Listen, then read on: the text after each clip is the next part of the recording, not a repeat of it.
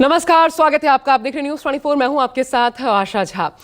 और आप सभी जानते हैं दिल्ली में चुनाव है, प्रचंड ठंड है, लेकिन इसके बावजूद चुनावी गर्माहट भी आसमान छू रही है। इस प्रकार की स्थिति दिल्ली में बनी हुई है और इसी स्थिति के बीच एक किताब आती है जो दिल्ली मॉडल की बात करती है, गवर्नेंस की बात करती है। और ये किताब गुजरात मॉडल से दिल्ली मॉडल का एक कंपैरिजन भी पेश करती है। ये किताब इस वक्त मेरे पास मौजूद है। यह किताब कहती है विकसित भारत के निर्माण का एक साहसिक पथ प्रदर्शक। और जैसा कि आप देख सकते हैं ठीक मेरे पीछे ये दिल्ली मॉडल, और अरविंद केजरीवाल बाकायदा न सिर्फ इसमें नजर आ रहे हैं बल्कि अरविंद केजरीवाल ने और पूरी टीम ने इस किताब को इसका विमोचन भी किया।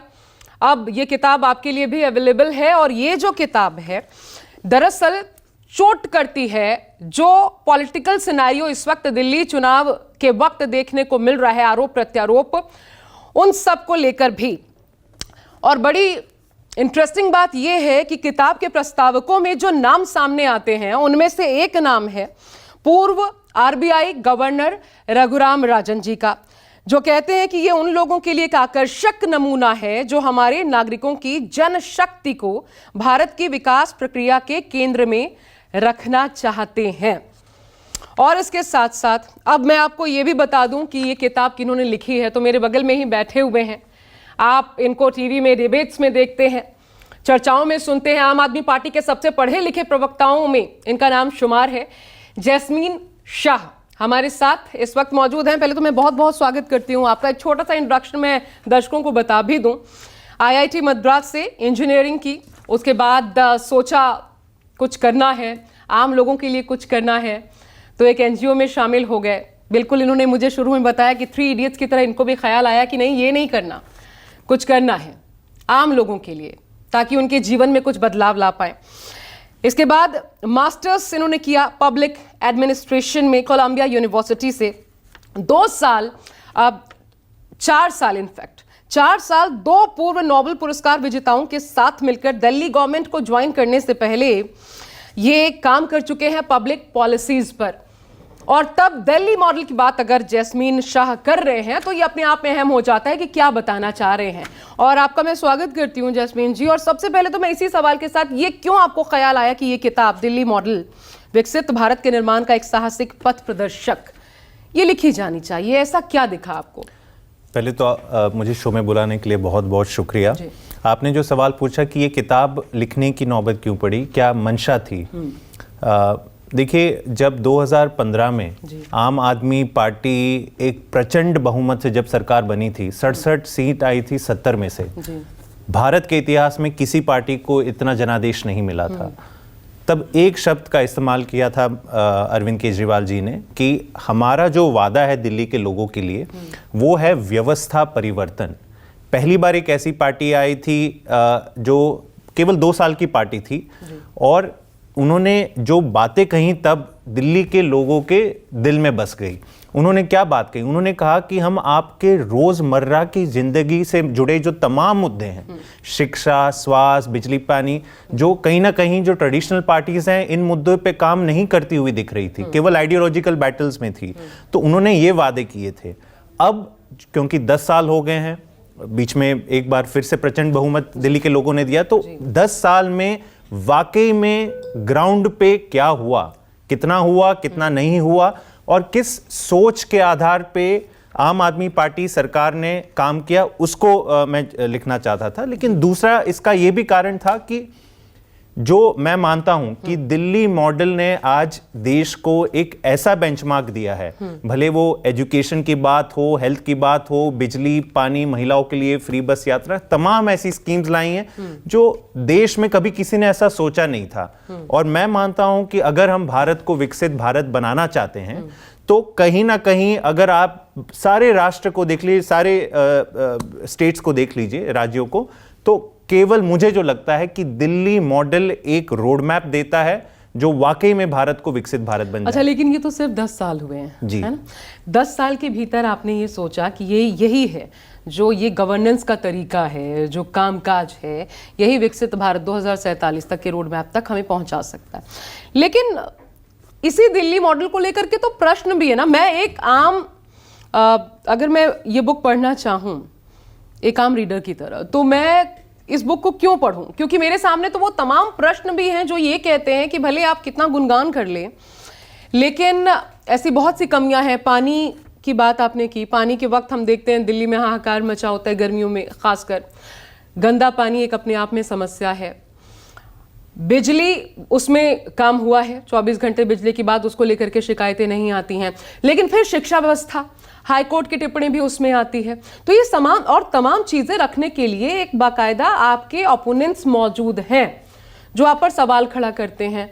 तो एक आम आदमी उसको देखे कि वो क्या कह रहे हैं, और या इसे पढ़ें कि सिर्फ इस किताब में है जो सही है। वो प्रूफ क्या है मेरे सामने? देखिए, कहीं ना कहीं मास मीडिया या सोशल मीडिया अगर आप देख लें तो अगर आप पढ़ो, और मेरे ख्याल से ज्यादातर लोगों को व्हाट्सएप के माध्यम से इंफॉर्मेशन मिलती है, तो कहीं ना कहीं हमेशा ये कंफ्यूजन रहता है कि भाई कौन सच कह रहा है या क्या सच्चाई, कितना काम हुआ है नहीं हुआ है। तो मेरा जो पूरा पर्पस था इस किताब के पीछे, और इसलिए आप जैसे आपने बात करी, रघुराम राजन और कई सारे अन्य लोगों ने इस पे एंडोर्समेंट दिया है। मेरा पर्पस था कि फैक्चुअल रिकॉर्ड, तथ्यों के आधार पर, और आप देखेंगे इस किताब में करीबन 50 पन्ने केवल रेफरेंसेस और साइटेशंस हैं, तो तथ्यों के आधार पर ये कहानी बयां की जाए कि वास्तविकता में दिल्ली में क्या काम हुआ है। मैं शुरुआत में कहता हूं, जैस्मिन, तथ्य कैसे शामिल किए आपने? अब मतलब आम लोगों की जुबानी है, क्या है? नहीं, तथ्य सारे सरकारी, देखिए तथ्य सरकारी रिकॉर्ड्स के अंदर होते हैं। कई बार आरटीआई के माध्यम से बाहर आते हैं, कई बार सरकारी इतने डॉक्यूमेंट्स में होते हैं कि आम जनता तक वो नहीं पहुंच पाते हैं। तो मैंने सारे रेफरेंसेस दिए हैं, कोई भी देखना चाहे, अगर किसी को क्वेश्चन करना चाहे तो आप जाके इसके ओरिजिनल रिकॉर्ड्स भी देख सकते हैं। लेकिन अच्छा, मैं शुरुआत में, किताब की शुरुआत में ही लिखता हूं, मैं नहीं कह रहा हूं कि किसी एक सेक्टर को हमने परफेक्ट कर दिया, लेकिन जो 10 कमियां या 100 कमियां थी उसमें से 80%, 90% आज काम हो गया है। मैं आपको 1-2 उदाहरण दे दूं। 10 साल पहले अगर मैं आपसे पूछता या कोई भी कहता कि क्या दिल्ली के सरकारी स्कूल प्राइवेट से भी बेहतर हो सकते हैं, क्या कभी हम सोच भी सकते हैं कि लाखों की तादाद में बच्चे प्राइवेट, महंगे महंगे प्राइवेट स्कूल में एडमिशन छोड़ करके सरकारी स्कूल में आएंगे? क्या 2000 से ज्यादा बच्चे सरकारी स्कूलों से नीट और जेईई की परीक्षा पास करेंगे? तो ये तमाम काम हुए। 24 घंटे और मुफ्त बिजली देना कभी किसी ने सोचा नहीं था कि संभव भी है। हेल्थ की बात कर लें तो free and world class quality health care, जो मोहल्ला क्लिनिक में हमारे लगभग 2 करोड़, और ये सरकारी आंकड़े हैं, 2 करोड़ से ज्यादा पेशेंट्स को फ्री इलाज मिलता है हर साल, फ्री दवाई, फ्री टेस्ट और फ्री जांच। तो ये कभी किसी ने सोचा नहीं था। महंगे से महंगा आज इस पर भी डेटा है आपके पास? सब कुछ है, सब कुछ।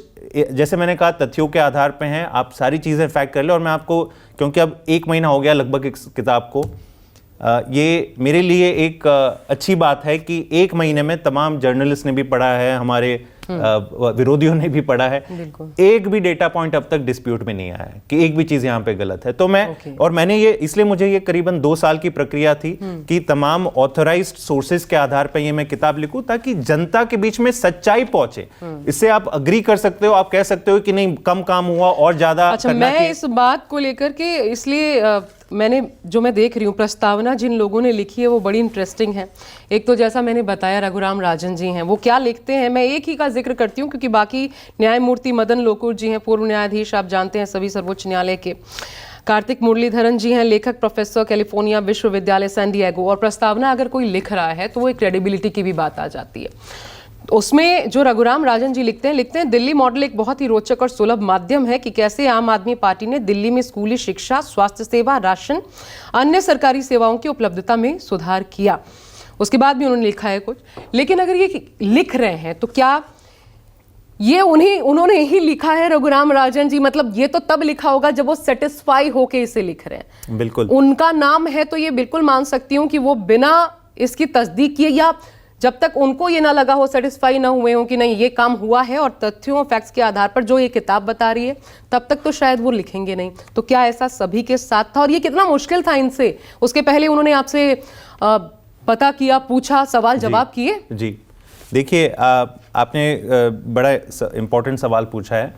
रघुराम राजन जी हैं, जस्टिस मदन लोकुर हैं, राजीव बजाज हैं, अरुण मेहरा जो यूपीए सरकार में पूर्व प्लानिंग कमीशन के मेंबर रहे हैं, जी। उनको भी ये काफी इंटरेस्टिंग लगा और उन्होंने अपने शब्द लिखे। कोई भी अपना शब्द कोई भी अपना नाम अगर किसी किताब से जोड़ता है तो वो काफ़ी सोच समझ कर करता है। तो बिल्कुल इन्होंने किताब पढ़ी, कई जगह पे क्वेश्चंस भी थे, वो भी मैंने सेटिस्फाई किए, और तब जाके उन्होंने लगा कि नहीं देखिए आपके राजनीतिक विचार कहीं पे भी हो सकते हैं, लेकिन अगर कोई सरकार शिक्षा, स्वास्थ्य, बिजली, पानी जैसे तमाम मुद्दे जो रोजमर्रा के, मतलब आप देखिए लाखों करोड़ों जो आम आदमी है उनके लिए तो यही सबसे बड़े मुद्दे हैं, अगर इन मुद्दों पर काम किया है तो मैं नहीं समझता हूं कि किसी भी सरकार ने किया हो, आम आदमी पार्टी क्या, कांग्रेस और बीजेपी ने भी अगर कहीं किया हो, तो ऐसे लोगों को आगे आना चाहिए और अच्छी चीज को अच्छी बोलना, इसमें मेरे ख्याल से कोई झिझक नहीं होनी चाहिए। तो मुझे खुशी है कि उन्होंने भी अपना नाम इस बुक के साथ जोड़ा है, और मैं उम्मीद करता हूं कि ज्यादा से ज्यादा लोग दिल्ली मॉडल की कहानी पढ़कर अपने राज्यों में, देखिए आज केवल दिल्ली में क्यों बात होती है कि सरकारी स्कूल इतने शानदार हो गए, बिहार में क्यों नहीं होती, गुजरात और मध्य प्रदेश जहां पे 30-30 सालों से भाजपा की सरकार है वहां पे क्यों नहीं होती? कहा जाता है गलत प्रचार है, क्या वो कहा जाता है कि ये तो प्रोपेगेंडा है, प्रचार अभियान में माहिर रहते हैं। मैं इसलिए कहता हूं कि गुजरात मॉडल, मैंने कुछ चीजें डिस्कस करी भी है इसमें, कि भाजपा की या वहां की जो भी सरकार है वो भी अपनी एक रिकॉर्ड लाएं कि आपने सरकारी स्कूल, क्या पहले आप वो दावा करते हैं कि सरकारी स्कूल प्राइवेट से बेहतर हो गए? क्या वो दिखा सकते हैं कि प्राइवेट स्कूल के बच्चे छोड़कर सरकारी स्कूल? मैं आपको एक चीज बता दूं, पिछले 20 या 30 सालों में ओवरऑल इंडिया में सरकारी स्कूल घटे हैं। केवल 10 सालों में, 2014 और 24 के बीच में 11 लाख सरकारी स्कूल थे 2014 में, आज 10 लाख हैं। 1 लाख सरकारी स्कूल बंद हुए हैं, एनरोलमेंट कम होते जा रहा है, बच्चे छोड़ के जा रहे हैं। क्यों? क्योंकि आपको शिक्षा नहीं मिल रही। तो ये वास्तविकता है। आज हम बहुत ही सीना ठोक के कहते हैं कि कोई भी आए, दिल्ली के किसी भी सरकारी स्कूल में आए, उनका स्वागत है। आप देखिए, आप टीचर और प्रिंसिपल से बात कीजिए, आपको पता चल जाएगा कि काम हुआ है कि नहीं। आप ये मान के चलिए कि जब हम आम आदमी पार्टी के हमारे नेता मनीष सिसोदिया जी दिल्ली गुजरात गए और कहा कि नहीं मैं सरकारी स्कूल देखने जाऊंगा, उनको रोक दिया गया, बोलते हैं कि नहीं आपको इजाजत नहीं है, हम नहीं दिखाना चाहते कि हमारे सरकारी स्कूल की क्या हालत है। तो ये दोनों में थोड़ा अंतर साफ दिखाई दे। अच्छा, ये भी बता दीजिए, जब आपने ये किताब दी, उन्होंने पढ़ी होगी, उसके बाद किसका कमेंट क्या था? कोई ऐसा क्या कहा उन्होंने किताब पढ़ने? नहीं, जो उन्होंने लिखा है, देखिए बहुत बिजी लोग हैं ये, तो उनके लिए एक पैराग्राफ लिखना, उनकी सोच, तो जो एग्जैक्टली उन्होंने, क्योंकि इसमें पब्लिशर पेंगुइन है, उनकी भी एक रिगरस प्रोसेस होती है, तो जो उनको कहना था, लिखना था, एग्जैक्टली वर्ड टू वर्ड वैसे ही प्रिंट हुआ है। मैं उम्मीद करता हूं कि लोग उसे पढ़े, लेकिन उससे ज्यादा जो तथ्य हैं, जो कहानी है कि कैसे 10 साल के अंदर, देखिए आपने जो कहा कि रोड मैप की बात भी करी आपने, और मैं एक चीज केवल इसमें कहना चाहता हूं कि हमें भी जब 2015 में आम आदमी पार्टी आई थी दिल्ली में, तो हमें भी लगा था कि 70 साल हो गए हैं, लेकिन सरकारी स्कूल की व्यवस्था नहीं बदली है, तो मे भी बहुत मुश्किल होगा, मे भी हमें भी 15-20 साल लगेंगे। लेकिन जब हम काम करने आए और मैंने बताया कि कैसे एक एक करके क्या हमने फैसले किए और कैसे बदलाव आया, मात्र 5 साल में पूरा रूपांतर होना शुरू हो गया दिल्ली के सरकारी स्कूलों का। और यही एक, this is a story of hope. मैं कई बार कहता हूं कि इस बुक को पढ़ के कई लोग, देश भर के लोगों को यह विश्वास होगा कि नहीं, अगर दिल्ली की एक आधी अधूरी सरकार, क्योंकि हमारे पास सारे पावर्स भी नहीं है, अगर आधी अधूरी सरकार इतना काम कर सकती है, तो भाई साहब हमारे राज्य में हमारी सरकार क्यों नहीं कर सकती? हम भी क्यों नहीं चाहें कि हमारे सरकारी स्कूल प्राइवेट से भी बेटर परफॉर्मेंस दे? स्वास्थ्य में हमारा 1 रुपया भी नहीं खर्च होना चाहिए। सारा स्वास्थ्य का जो खर्चा है या सुविधाएं वो हमें सरकारी सिस्टम से मिलनी चाहिए। 24 घंटे और मुफ्त बिजली हमें भी क्यों नहीं मिलनी चाहिए? तो मैं चाहता हूं कि वोटर्स ये सवाल अपने सरकारों को पूछे after studying the Delhi model. अच्छा, मैंने कुछ बुकमार्क्स भी इसमें लगाए हैं, क्योंकि हिंदी और इंग्लिश एडिशन दोनों मौजूद हैं इस किताब के, तो आप इसे हिंदी आज ही आया है, आज ही आई है। चलिए, आपको बहुत बहुत इसके लिए मुबारक भी हो। तो ये जो मैंने कुछ बुकमार्क्स लगाए हैं जैस्मीन, इसमें एक वॉर एंड करप्शन, और जब अब वॉर एंड करप्शन अंदर, क्योंकि मैंने बहुत ज्यादा इसको नहीं पढ़ा, लेकिन थोड़ा मैं इसके जरूर समराइज तरीके से मैंने इसको जानने की कोशिश की, तो वॉर ऑन करप्शन, इसमें भी आप कहीं ना कहीं उनको एक लीड देते नजर आते हैं अपनी इस किताब में। लेकिन इस मामले में तो खुद कैग, दो कैग रिपोर्ट्स के हवाले से आम आदमी पार्टी, या ये यूं कहूं कि एक तो ये शराब घोटाला और फिर दूसरा ये जो शीश महल के आरोप लगे, क्या उससे पहले ये किताब लिखी गई? इसलिए भी मैं ये मानकर चलूं कि शायद उस स्टडी के बाद आपकी सोच इस पर कुछ बदलती, क्योंकि आप एक तरीके से क्लीन चिट देते नजर आते हैं वारंट करप्शन के मामले में अरविंद केजरीवाल पर, जबकि वो खुद कोर्ट से आपको पता है पूरी तरीके से मुक्त नहीं हुए हैं। देखिए, आपने अहम सवाल पूछा, लेकिन इसमें ये सारी चीजें हो चुकी थी, उसके बाद एक किताब लिखी गई। तो इन सार बाय द वे इसमें दिल्ली की शराब नीति का भी पूरी तरह से जिक्र है कि क्या मंशा थी, कैसे ड्राफ्ट की और कैसे उससे सरकारी रेवेन्यूज डबल होने वाले थे, लेकिन भाजपा ने सीबीआई, ईडी सब एजेंसियां डाल दी और कैसे न कैसे उस नीति को रोक दी। लेकिन मैं आपके पहले सवाल पे आता हूं। 2026 करोड़ का तो उसमें नुकसान हुआ, ये कहा जाता है ना? जी नहीं, ये तो कैग रिपोर्ट है। नहीं, कैग रिपोर्ट अब तक आई नहीं है। ये व्हाट्सएप के माध्यम से so called CAG report circulate करी जा रही है। मैं दावा करता हूं कि आप कैग की वेबसाइट पे जाइए, आपको कहीं ये नहीं दिखेगी। ये तो हाई कोर्ट की भी टिप्पणी, अगर मैं गलत नहीं हूं तो, जैस्मिन की क्यों नहीं रखा गया विधानसभा के भीतर? नहीं, तो कैग ये है। तो अब आप कह रहे हैं कि देखिए कैग की रिपोर्ट अभी तक विधानसभा में पेश होनी है, तो मैं वही कहता हूं कि कैग की रिपोर्ट की जो एक समय सिस्टम होती है, प्रोसेस होती है, तो जरूर पेश होगी और उस पर तभी भी चर्चा होगी। लेकिन मैं पहले वॉर ऑन करप्शन जो आपने मुद्दा छेड़ा, देखिए ये हमें याद करना होगा कि आम आदमी पार्टी का जन्म इंडिया अगेंस्ट करप्शन से शुरू हुआ था, और जब सरकार बनी थी तब सबसे नंबर 1 एजेंडा करप्शन था। तब दिल्ली सरकार के अंदर, केजरीवाल जी के अंदर एंटी करप्शन ब्रांच आती थी, और यह भी था कि हम एक जन लोकपाल बिल पास करेंगे। ये हमारे 2 मेन वेपन्स थे, जैसे हम कह रहे थे। हुआ क्या, 3 महीने के अंदर प्रधानमंत्री मोदी जी ने पैरामिलिट्री फोर्स भेजी और एसीबी का कब्जा ले लिया, एक नोटिफिकेशन जारी किया और कब्जा ले लिया। क्यों? क्योंकि वो नहीं चाहते थे कि अरविंद केजरीवाल जी के पास एसीबी हो।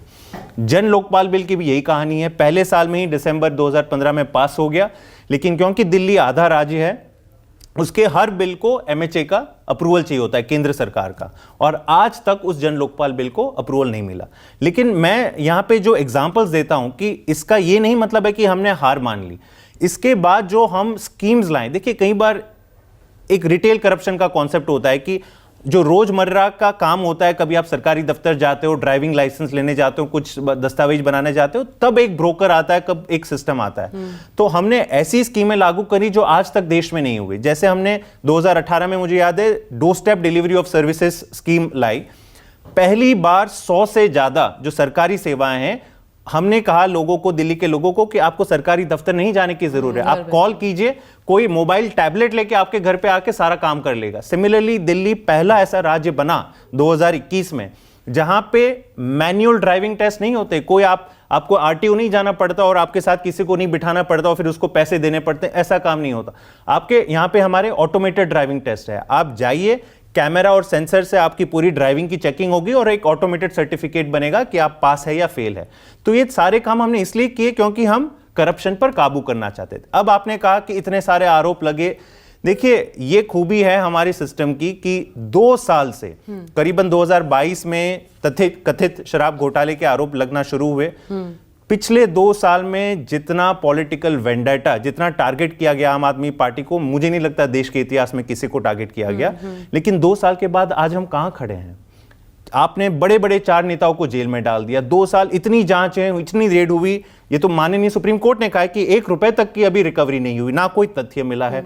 और जब सितंबर 2024 में अरविंद केजरीवाल जी को जब बेल दी सुप्रीम कोर्ट ने, तब क्या कहा कि ये पूरा केस राजनीतिक द्वेष से प्रेरित लग रहा है और तोता मैना कहा गया सीबीआई और ईडी को। तो अगर 2 साल के बाद भी अगर 1 रुपए का भी घोटाला हुआ होता तो 2 साल में तो आप सारा तथ्य निकाल देते।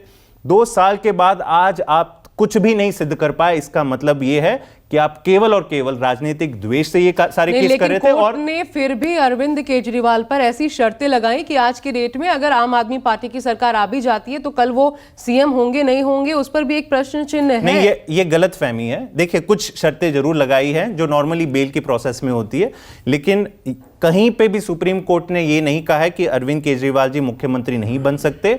दूसरी चीज, उन्होंने ये भी कही कि वो सारी फाइलें साइन कर सकते हैं जो एलजी साहब तक जाएगी। अब दिल्ली में आप ये समझिए कि पिछले 10 सालों में, और ये देश जानता है कि हर साल भाजपा की केंद्र सरकार और एलजी ने सारी ताकतें अरविंद जी से लेने का ही काम किया है। आज तक भी, इससे पहले भी, ये शराब घोटाले के केस के पहले भी जितनी भी फाइलें अरविंद केजरीवाल जी या मुख्यमंत्री दिल्ली के साइन करते हैं वो एलजी साहब तक जाती है। तो कोई बदलाव नहीं आया। और मैं कह रहा हूं कि आपने इतने सारे ऑब्स्टेकल्स जो डाले हैं, बाधाएं डाली, उसके बावजूद ये सारे काम हुए हैं। मेरा ये लिखने का मतलब मकसद ये भी था कि जो काम वाकई में ग्राउंड पे हुए हैं उसको आप डिस्प्यूट नहीं कर सकते। तो कहीं ना कहीं ये राजनीतिक इच्छा शक्ति थी, एक प्रायोरिटाइजेशन था। मैं आपको एक चीज बता दूं, हमारा 40% बजट दिल्ली सरकार का शिक्षा और स्वास्थ्य में खर्च होता है, निवेश होता है। देश की कोई भी सरकार, आजाद भारत में कोई सी भी ऐसी राज्य सरकार नहीं है जो 40% शिक्षा स्वास्थ्य में खर्च करती है। तो ये सवाल तो वाजिब है कि क्यों नहीं खर्च करती। क्या हमें लगता है कि भारत ऐसे ही विकसित हो जाएगा? क्या हमें अपने बच्चों को पढ़ाना नहीं चाहिए, हमारे लोगों को स्वस्थ नहीं करना चाहिए? तो ये सारे मापदंड आज दिल्ली मॉडल ने देश को दिए हैं। 24 घंटे बिजली, मुफ्त बिजली, महिलाओं के लिए बस यात्रा, अब हम कह रहे हैं महिलाओं के लिए सम्मान योजना आने वाले समय के लिए। तो ये तमाम स्कीमें जो कभी लगता था कि नहीं सरकारें ये काम नहीं कर सकती, तो आज दिल्ली में ये हो रहे हैं। और मेरे ख्याल से यही कहानी लोगों तक पहुंचे, ये मेरा मकसद। तो इससे तो रेवड़ी से जोड़ा जाता है, आपने उसका भी जिक्र किया है कि कैसे ये जो बेनिफिट्स हैं, बिल्कुल, वो जो मिलने चाहिए उसको रेवड़ी बता करके इन चीजों को फिर इसे पॉलिटिसाइज किया जाता है। उस पर भी आपने कुठाराघात किया है इस किताब में। बिल्कुल। और उसे पेश कैसे किया गया जस्मिन, मैं तो ये जानना चाहती हूँ किस तरीके से। देखिए, मैं दिल्ली मॉडल की पहले परिभाषा दे दूं, है ना, क्योंकि उसी से आपका सवाल का जवाब आ जाएगा। आसान शब्दों में अगर समझा जाए तो दिल्ली मॉडल ऑफ गवर्नेंस वो है जिसमें हम मानव पूंजी पे निवेश करने में सबसे ज्यादा प्राथमिकता देते हैं। भारत की 140 करोड़ की आबादी, और अगर हम अपने लोगों पर विश्वास नहीं करेंगे, अगर उनको नहीं पढ़ाएंगे, उनकी स्वास्थ्य जरूरतों पे नहीं खर्च करेंगे, तो देश कैसे विकसित होगा? तो एक पहलू वो हो गया।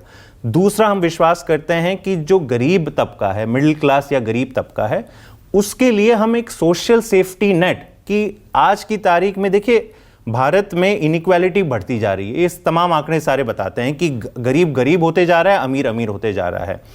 तो सरकार का ये दायित्व बनता है कि बेसिक सुविधाएं फ्री ऑफ कॉस्ट अगर आप दे पाओ, अगर आपका बजट इसकी मंजूरी देता है तो आपको जरूर देना चाहिए। गरीबों और मिडिल क्लास के परिवार में आप और मैं जानते हैं कि आज महंगाई कहां तक पहुंच गई है।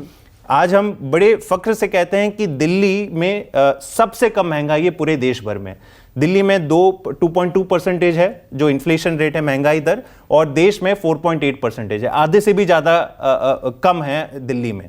तो अब हमने ये सारी रेवड़ियां कैसे दे दी, राइट? इसका क्या लॉजिक है? इसका लॉजिक यही है कि हमने जनता के पैसे बचाए। पहले हमने बजट, दिल्ली का पहली बार बजट 10 साल के अंदर 2.5 गुना हो गया। मैं आपको एक केवल आंकड़ा दे दूं। दिल्ली आम आदमी पार्टी की सरकार आने से पहले शीला दीक्षित जी की सरकार थी, उन्होंने अपने पिछले लास्ट 5 इयर्स में दिल्ली सरकार का बजट हर साल 1000 करोड़ बढ़ाया, 25,000 से 30,000 करोड़ हुआ। हमने पिछले 10 साल में इस 30,000 करोड़ के बजट को 75,000 तक पहुंचा दिया। मतलब हर साल लगभग 4,500-5,000 ज्यादा वृद्धि हुई। कैसे हुई? क्योंकि हमने एक ईमानदार सरकार चलाई, तो सरकार का राजस्व बढ़ा। दूसरी तरफ हमने जो सारे फिजूल खर्चे होते हैं, देखिए सरकार अगर कोई कह दे कि नहीं हमारी सरकारों के पास पैसा नहीं है जनता को सुविधाएं देने के लिए, थोड़ी फ्री बिजली हो गई, थोड़ा मुफ्त पानी हो गया, महिलाओं की बस यात्रा फ्री कर दी, तो ये झूठ बोलते हैं जो कहते हैं कि नहीं सरकार के पास पैसा नहीं है। हमने बहुत सारी फिजूल खर्चे खत्म की। अगर पैसा है, आप क्योंकि आम आदमी पार्टी के प्रवक्ता भी हैं और आप उस मॉडल की भी बात कर रहे हैं कि यही मॉडल पूरे देश में लागू होना चाहिए, तो फिर मैं आपको एक फैक्ट भी और उसके आधार पर आप जवाब दीजिए। राजधानी कर्ज में डूबती जा रही है, आरबीआई ने कहा। ये आरबीआई ने आंकड़े बाकायदा इसको दिए हैं। बताइए। 2020 में 3,631 करोड़ का कर्ज था, वो 2021 में एक साल के भीतर 9,464 करोड़ पर आ जाता है। उसके बाद ये 2022 में फिर अगले साल देखिए 9,000, लगभग 9,500 से ये लगभग 15,500 पे पहुंच जाता है। और 2025 का अनुमानित आंकड़ा ये कहता है कि ये लगभग 16,000, एग्जैक्ट फिगर मैं आपको बताऊं तो 15,881 करोड़ का ये यहां तक पहुंच जाएगा। देखिए, तो ये फिर आप कह रहे हैं कि हमने उस बजट को कैसे संभालने का काम किया, लेकिन ये तो बताता है कि आपके ऊपर तो कर्जा बढ़ता जा रहा है। नहीं, देखिए मैं आपको बताऊं, और आप किसी भी अर्थशास्त्री से बात कर लीजिए, हर सरकार, बाय द वे आपको पता है कि केंद्र सरकार कितना कर्ज लेती, क्योंकि ये रिलेटिव होता है कर्ज। पिछले साल केंद्र सरकार का बजट था 45 लाख करोड़, उसमें उन्होंने कर्जा कितना लिया? करीबन 10 लाख करोड़। 30% अपने बजट का तो केंद्र सरकार हर साल कर्जा लेती है। ये कितना प्रतिशत हुआ? तो अब मैं बताता हूं, दिल्ली, देखिए किसी भी सरकार का आप देखना चाहे कि कितना ऋण या कर्जा बढ़ रहा है, घट रहा है, वो केवल वैल्यू से नहीं होती है, लेकिन डेट टू जीडीपी रेशियो जो होता है कि आपका ऋण आपका जीडीपी का कितना हिस्सा है, that is the ratio two look at. Delhi में 2015 में जो हमारा डेट टू जीडीपी रेशियो था वो 7% था, ठीक है। आज की तारीख में 2024 में ये घटकर 4% हो गया है। भले आपके आंकड़े कम ज्यादा होंगे, लेकिन आपकी अर्थव्यवस्था कहां से कहां पहुंच गई है। लेकिन तो आपकी डिपेंडेंसी भी तो बढ़ गई है केंद्र सरकार पर 3 गुना। जो आप जब आए थे तब और अभी का देखा जाए तो आप तिगुना बढ़ गए, मतलब आपको 3 गुना मदद चाहिए जो उस वक्त मदद चाहिए होती थी 2015 में। ये एक आंकड़ा है। एक आंकड़ा ये कहते हैं ऑन एन एवरेज कमाई जो है दिल्ली सरकार और अगर बाकी राज्यों, पूरे देश में पैन इंडिया अगर बाकी राज्यों की आप बात कर लें और दिल्ली की बात करें तो एक आंकड़ा ये कहता है कि बाकियों में 6.47 लगभग 6.5% की कमाई होती है जो हमारी जीडीपी है स्टेट्स की उस हिसाब से। लेकिन दिल्ली, हाँ, टैक्स कलेक्शन, और जो हमारा दिल्ली है वो आधे से भी कम 2 समथिंग पर है। तो ये 4-4.5% आधे से कम है बाकी स्टेट से। तो ये नहीं, तो मैं आपको दोनों चीजें बता दूं। मैं वापस कहता हूं कि डेट टू जीडीपी रेशियो देखना चाहिए कि आपका कुल ऋण आपके कुल जीडीपी के कितना रेशियो में है, और उसमें दिल्ली देश में सबसे कम है। मैं आपको बता दूं, जैसे मैंने कहा, दिल्ली का डेट टू जीडीपी रेशियो 2024 में 4% है। पता है एवरेज कितना है सारे स्टेट्स का? 27.5%। इसमें गुजरात भी आ जाता है, गुजरात भी कहीं 20% पे, और मध्य प्रदेश नहीं, पॉपुलेशन नहीं, इसलिए देखिए, इसलिए मैं कह रहा हूं कि आप ओवरऑल वैल्यू मत देखिए, डेट टू जीडीपी। अगर आपका पॉपुलेशन ज्यादा है तो आपका जीडीपी भी बढ़ेगा, लेकिन अगर आपका डेट उससे ज्यादा बढ़ते जा रहा है तो फिर आपको चिंता करने की जरूरत है। सारे अर्थशास्त्री कहते हैं कि डेट टू जीडीपी रेशियो 20% से कम होना चाहिए। दिल्ली का 4% है। तो ये आप देखिए, ये मत देखिए कि आंकड़ा हर साल 1000-2000 बढ़ रहा है, घट रहा है, उसका कोई मतलब नहीं है। डेट टू जीडीपी में आज तो देश में सर्वाधिक तो नहीं बढ़नी चाहिए जस्मीन, जब डिपेंडेंसी आपकी जो बढ़ रही है, डिपेंडेंसी कतई नहीं बढ़ रही। मैं आपको एक चीज और बता दूं, देखिए, सार दल सार अगर आपने मान लीजिए कि किसी साल आपने मेट्रो का बहुत बड़ा एक्सपेंशन प्रोजेक्ट कर लिया, तो निश्चित तौर पे सरकारें लोन लेती है, और लेकिन उसे चुका देती है अगले साल। इसलिए overall debt to GDP ratio आपको ये आंकड़ा देगी। दूसरा, आपने टैक्स की बात करी, मैं तो आपको आंकड़ों के साथ कह रहा हूं कि दिल्ली में टैक्स का रेवेन्यू इतना बढ़ गया कि पहले 30,000 करोड़ हुआ करता था, 10 साल में 75,000 करोड़ हो गया। तो अब दिल्ली की अर्थव्यवस्था को आप बाकी से इसलिए नहीं कंपेयर कर सकते क्योंकि हमारे यहां मैन्युफैक्चरिंग कम है, लार्जली सर्विसेज बेस्ड सेक्टर है, तो कुछ अंतर होते हैं। लाइक टू लाइक कंपैरिजन कभी नहीं पॉसिबल होता है। तो फिर ये जो इमामों को सैलरी नहीं देना, ये जो गेस्ट टीचर्स हैं उनका एक अलग से प्रदर्शन और आंदोलन, तो ये स्थितियां फिर क्यों हैं? नहीं, अब दूसरे मुद्दे हो गए। ऐसा कभी नहीं हुआ है कि जो वादे या जो सैलरीज जानी चाहिए थी वो दिल्ली सरकार नहीं देना चाहती। कहीं ना कहीं आप बोल दीजिए एडमिनिस्ट्रेटिव हर्डल्स होते हैं, तो कुछ महीने, जैसे इमामों की आपने जो बात करी, लेकिन जो गेस्ट टीचर्स का मुद्दा, उनका सैलरी का मुद्दा नहीं है, उनका मुद्दा है रेगुलराइजेशन का। आप भी जानती है कि दिल्ली में जो तमाम अफसर को अपॉइंट करने का और ये सारी चीजें केंद्र सरकार के अंदर आती है, एलजी साहब के अंदर आती है। और आप देखेंगे इसलिए गेस्ट टीचर्स को भी पक्का नहीं किया जा रहा। हम कह रहे हैं बस मार्शल्स को पक्का किया जाए। 10,000 से ज्यादा बस मार्शल स्ट्राइक्स पे हैं। क्यों? क्योंकि एलजी साहब और केंद्र सरकार पक्का नहीं करना चाहती।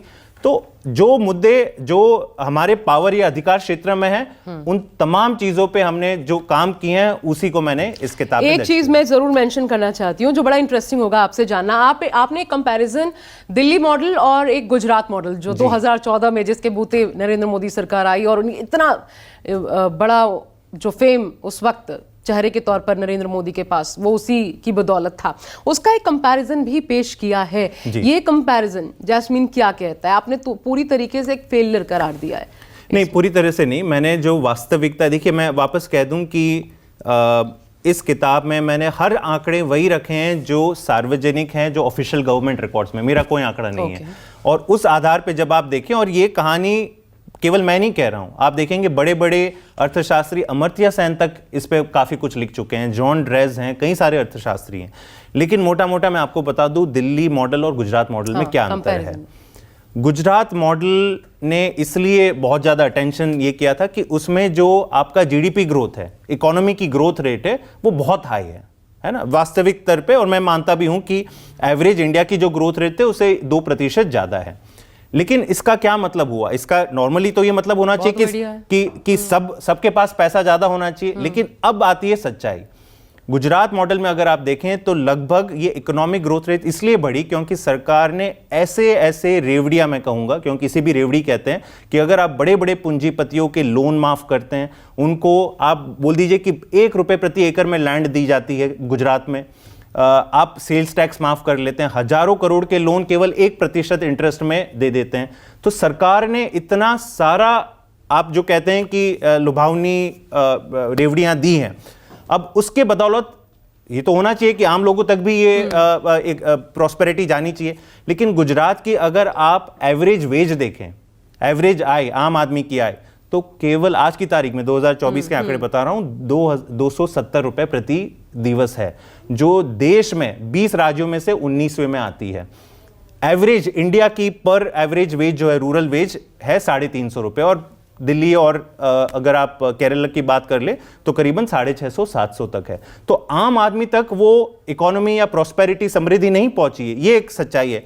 दूसरा, क्योंकि आपने अपने बजट का बड़ा हिस्सा बड़े बड़े पूंजीपतियों के लोन या ये सारी चीजों पे खर्च कर दिए, तो आपके पास हेल्थ या एजुकेशन पे तो निवेश करने के लिए कुछ रहा ही नहीं।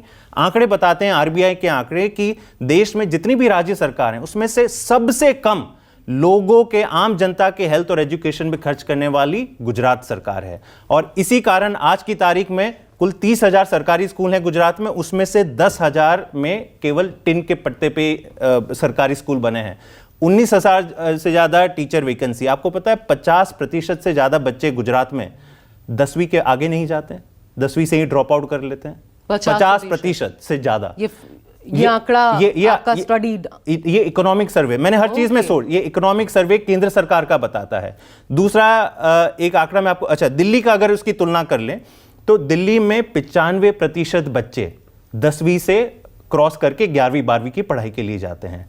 बाकी तमाम आंकड़ों पे अगर आप देख लें कि एजुकेशन एक्सपेंडिचर, हेल्थ एजुकेशन, सब अच्छा, लेकिन आर्थिक आंकड़ों में भी केवल ग्रोथ रेट को हटा दें तो सबसे कम बेरोजगारी अगर देख लें तो दिल्ली में, one of the lowest, Gujarat की भी लो है, दिल्ली की भी बहुत लो है।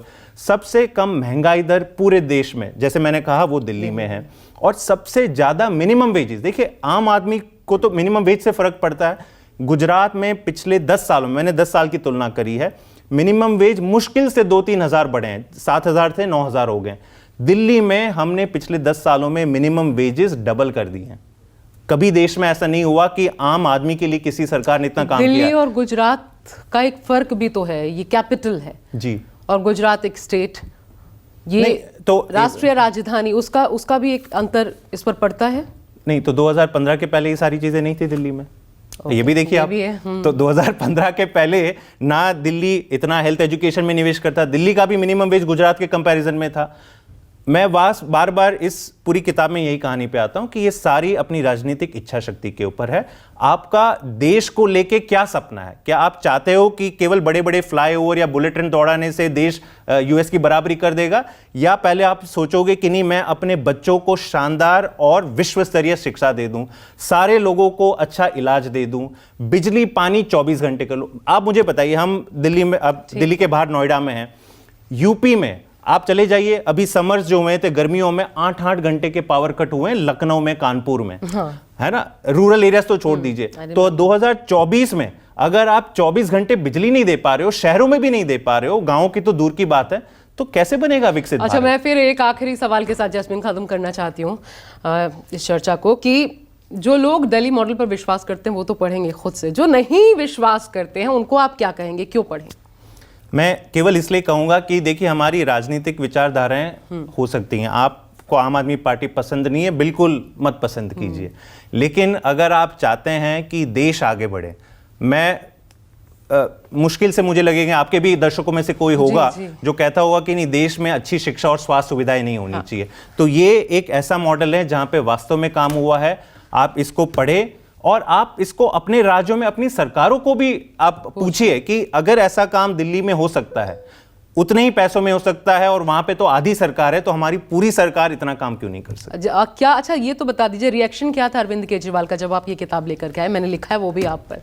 मैंने तो जब पहली बार किताब प्रिंट हुई तब मैं उनको देने गया था, उससे पहले उनके पास ना समय था, बीच में वो कई महीने उनको गलत तरीके से फर्जी मुकदमे में जेल में भी डाल दिया गया था। तो उन्होंने जब पहली बार किताब देखी तो उनका केवल एक कहना था कि ये कहानी लिखा जाना बहुत ज़रूरी था। और वो बड़े खुश थे कि मैंने लिखी, क्योंकि मैं एक इनसाइडर हूँ। जितनी चीज़ें मैंने देखी है, जो इस बारीकी से मैंने चीज़ें ऑब्जर्व करी है, शायद बहुत ही कम लोगों ने करी है। तो ही वॉज वेरी हैप्पी कि किसी ने ये मेहनत करके एक किताब लिखी। और ये फैक्ट के साथ है तो पढ़नी चाहिए, क्योंकि नकारना तो आपके हाथ में है, लेकिन फैक्ट क्या कहता है कम से कम जानिए तब नकारिए। तो इसलिए पढ़िए ज़रूर दिल्ली मॉडल जैस्मीन शाह की किताब। बहुत बहुत शुक्रिया आपका जैस्मीन, हमारे साथ जुड़ने के लिए। बहुत बहुत शुक्रिया।